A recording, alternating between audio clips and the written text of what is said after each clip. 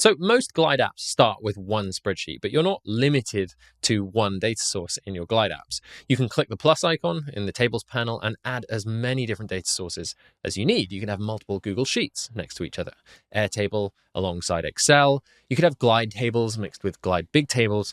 But why would you want this? Well, think about how most teams actually work. You have different data in different places, and the power of Glide is bringing this all together.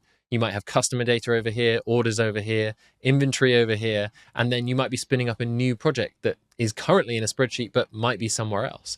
It's very hard and often not practical to kind of try and merge everything into one massive database.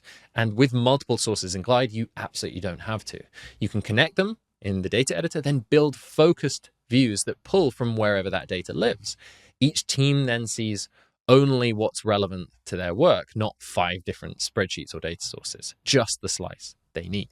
When we see businesses really getting this idea, we see a lot more use cases being built internally because previously to this, everyone's kind of used to this idea of context switching, looking at that source, that source, that source. But actually, when you can build dedicated focused views for different teams to give them exactly what they need whenever they need it, everything becomes a lot more simple and streamlined.